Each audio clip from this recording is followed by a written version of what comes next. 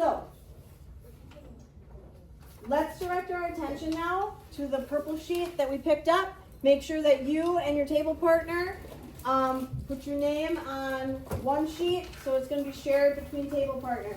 Then, in the center of your table, there's a white sheet that you and your table partner will share, and it contains a graph on both sides. So what I want us to do here is we are going to do a little bit of an investigation. And that is the sun causing global warming? So we're going to use, why is this not working?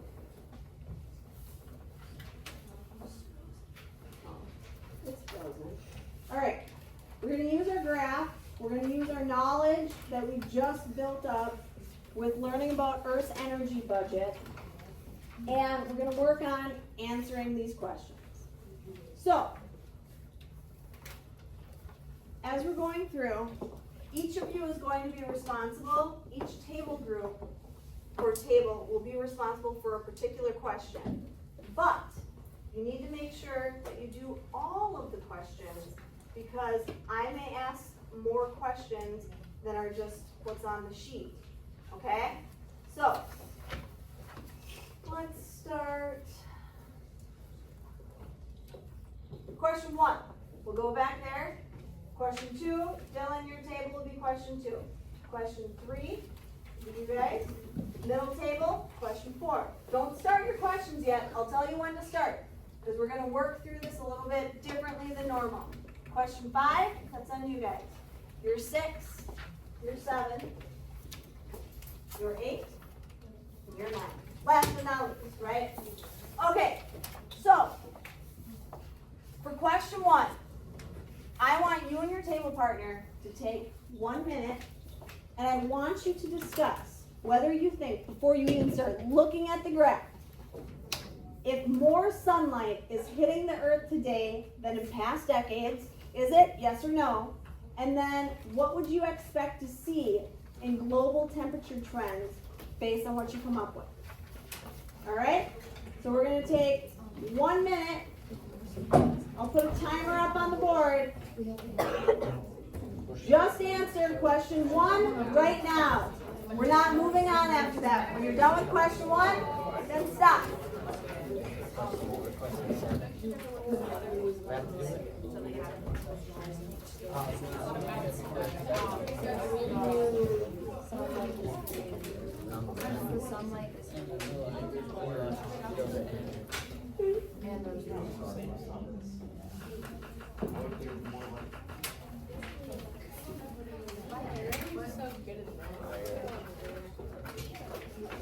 Wait, hold on. What's the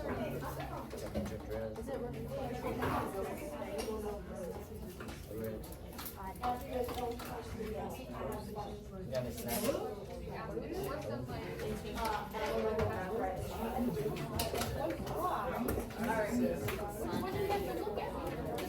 All right, let's come back together. Our time is up. And I forgot to show you guys the screen. So next time we'll be better at that. Okay. Question 1. At your tables. Up here, eyes up here, ears up here, please.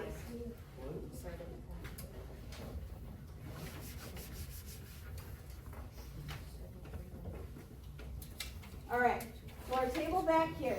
Our question was, if more sunlight is hitting the Earth today than in past decades, would you expect to see what would you expect to see in global temperature trends? What was your thoughts? Yes, the Earth's temperature would rise and be warmer. Say that again, Jason. The Earth's temperature would rise and be warmer. So you would see an increase in the Earth's temperature over time. Great. Okay, very good. Any other thoughts on that? Who also said something on that order, that you would see an increase in temperature? Raise your hand, individually, not just the table. Good. All right. I agree. You would see some sort of increase in temperature, right? So, we have a claim that we need to either prove or disprove. And that is, some people are claiming that rising temperatures are due to the change in the sun's energy output. So, meaning the sun is giving off more energy now than it was before.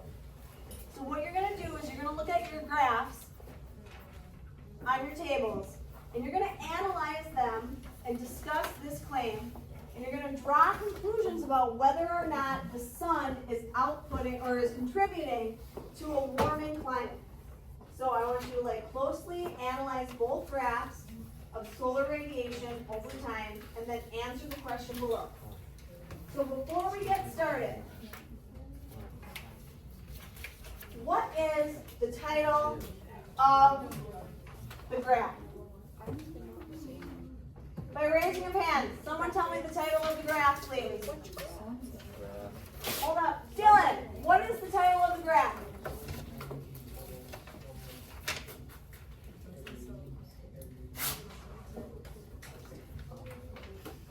That is correct. Hold up. Dylan's talking. He's answering questions so we can better understand what we're trying to do here. So Dylan, can you say that for us just one more time, please? Sun's energy, total solar irradiance. Good. So we're looking at a graph. Both of them are titled the same thing, called the sun's energy, the total solar irradiance. So what is total solar irradiance? Right? Because we haven't really heard of that before. Anybody have any guesses? Raise your hand. Any guesses?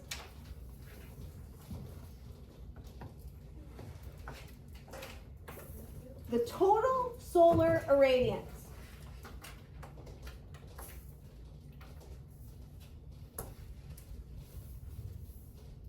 No? No thoughts? No guesses on this? All right, so it's the amount of solar radiation received outside the Earth's atmosphere on a surface that's perpendicular to the incoming radiation at the Earth's mean distance from the sun. That's the technical term. So it really just means the amount of sun that the Earth, or the amount of energy that the Earth is receiving from the sun. So that's the graphs that we're looking at. So I want you to work through questions 2, 3, 4, and 5 with your table partner, and then once you are done with question 5, stop. Okay? We are going to take 3 minutes to work on questions 1 or 2 through 5 with your table partner. Go ahead and go. Riley. Okay, you're fine.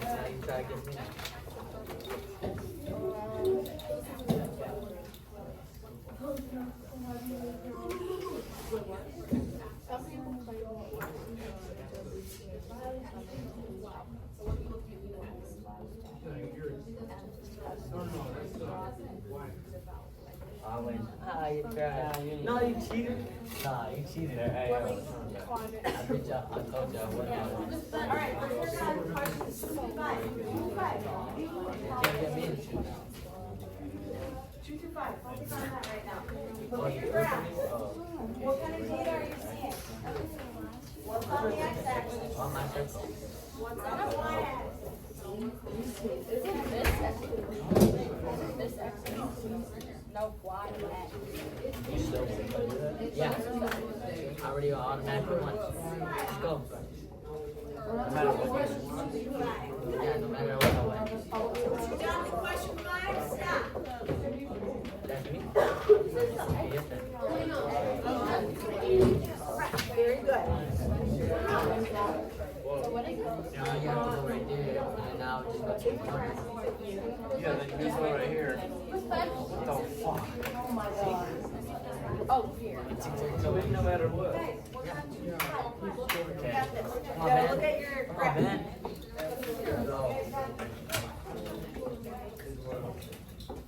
Present. Work What does it represent? What does the x-axis represent, bro? Year. Year. In units? Year. We have 1 minute. Choose your time. What? Years. Incoming solar. Y-axis? You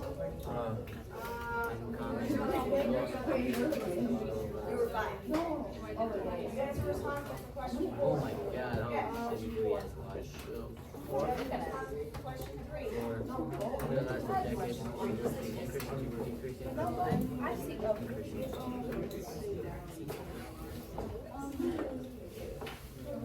I'm so good at writing today. Over the next few years. Good. Over the last 2 decades. 5. Are there any 30 seconds. Choose your 5. Then stop. Do not move on yet. Periodic fluctuations? And if so, can you identify a cycle or trend?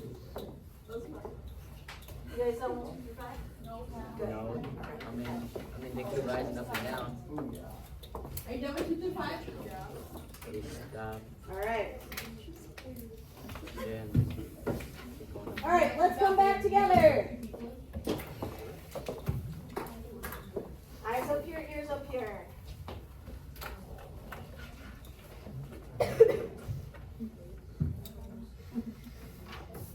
All right, back table. When you were looking at these graphs, what did you notice about what the x-axis represented? What is the x-axis? It's I think incoming solar energy was by year from 1820 to 2020. And what about the other graph?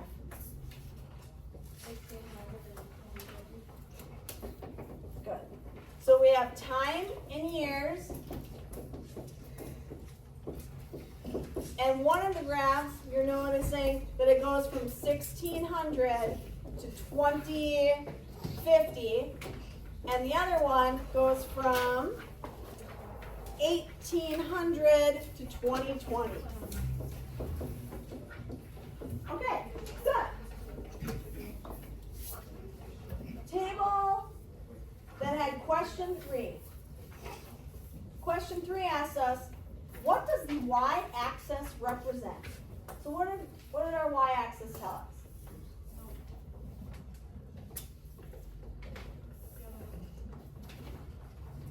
The one that goes up and down, the vertical one.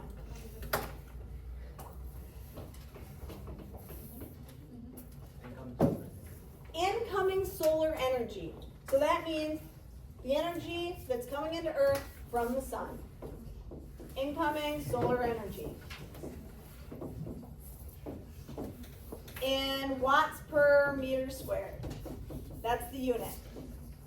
Okay, so we're looking at a graph that we're looking at the amount of incoming energy from the sun to Earth over a period of time from 1600 to 2050 or from 1800 to 2020. All right, question number 4. When we're looking at our graphs, eyes up here, ears up here, folks. Thank you.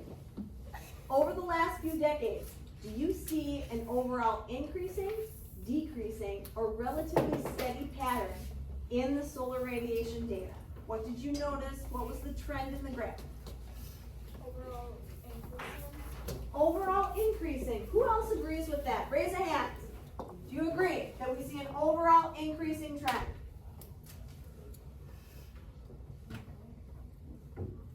Okay? See an overall, very good. Yes, it is overall increasing. Because what we're noticing is that from the start of the graph to the end of the graph, the data points start lower and then end up much higher, right? If you're comparing it to the y-axis. The amount of energy is more. So, question number 5. Are there any periodic fluctuations that you see in the graph? And if so, can you identify a cycle or or a trend. So did you see fluctuations in the graph? It was up and down. Yeah, exactly. The whole graph was like this, right? You kept seeing this. So yes, there was lots of fluctuations. So what did you notice about the fluctuations? Did you see any sort of cycle or trend in where like the peaks were or the lows were? Well, it wasn't constant, that's for sure, but it does like go up and then go down again, and then like go straight across and stuff like that. Do you think that there was any particular, like, look at the graph for 1820. It's kind of a zoomed in version of the other graph. What is the approximate distance in years between one low to the next low? Lizzie, what do you got?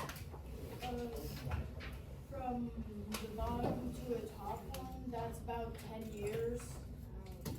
Right. So we're seeing low to low, those increments being anywhere between 7 to 10 years, and high to high between 7 to 10 years. So we are seeing cyclic activity. Very good. A lot of interesting sounds coming over here. So bring it back, please. Bring it back. All right, now, let's now focus our attention onto questions 6 through 9, and you're going to continue to look at your graph, and with your table partner, I want you to work through in the next 3 minutes question. Actually, let's do 3 minutes. If we need to add on another one, then we will. All right. We might end up doing the bottom one. 3 minutes. Questions 6 through 9. We're going to finish it up. Questions 6 through 9. So you guys are responsible for question 6. Got it? You guys are question 7. Almost done. Question 8. Last but not least, question 9. You got it. Focus.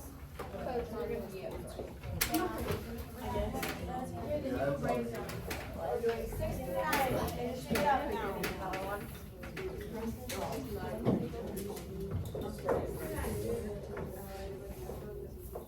6 through 9.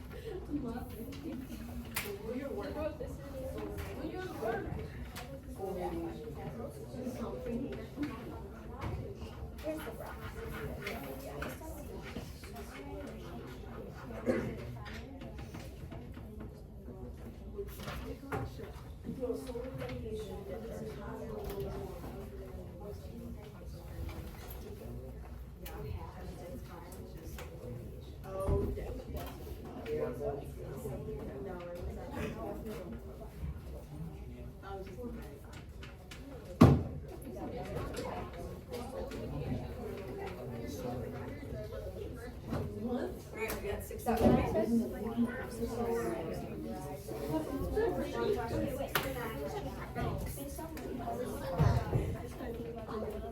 Alright. We have 45 seconds left, folks. 6 through 9.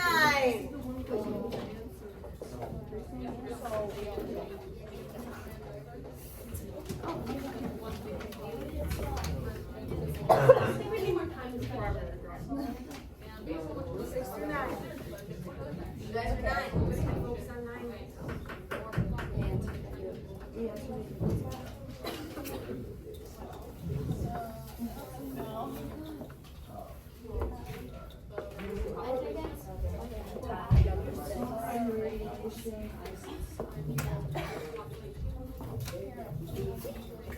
All right, 10 seconds.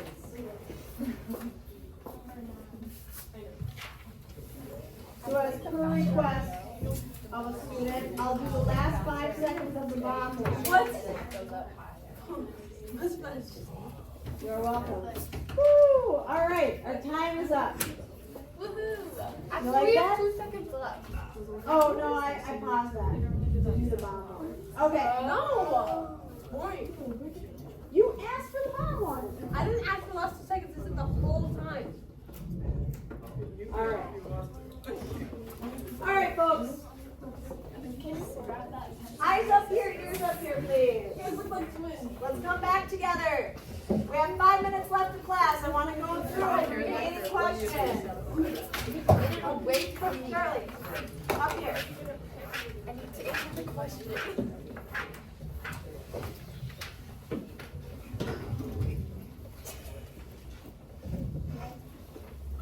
All right.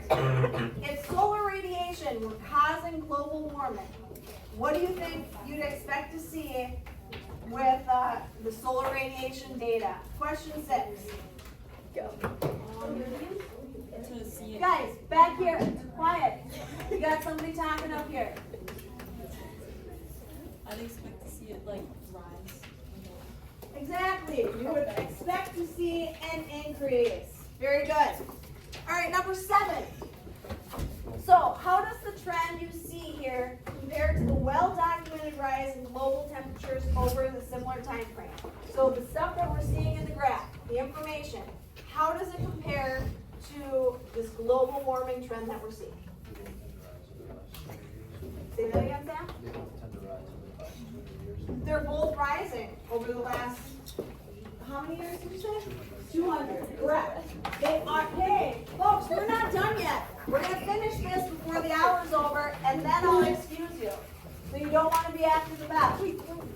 So how does the trend compare? They're both rising. But is this graph rising as steadily as our global warming rate? Look at our y-axis. Our values at the low go from 1360, and at the high go to 1362 watts per meter squared. So that's really not that much. So question 8, based on the graph, does solar radiation appear to be the primary driver of the current changes in global temperature? What do you guys think?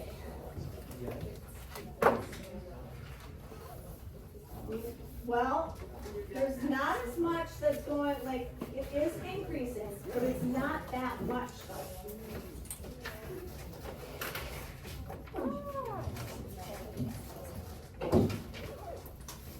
What do we think for question 8? Do we think so? Yes or no? Yes. No. The answer is no. And the reason is that it's not increasing as steadily as what we're seeing for global warming. This is only increasing small. So, question 9. Based on what you've learned so far about Earth's energy budget, what other factors would explain the trend in global temperatures?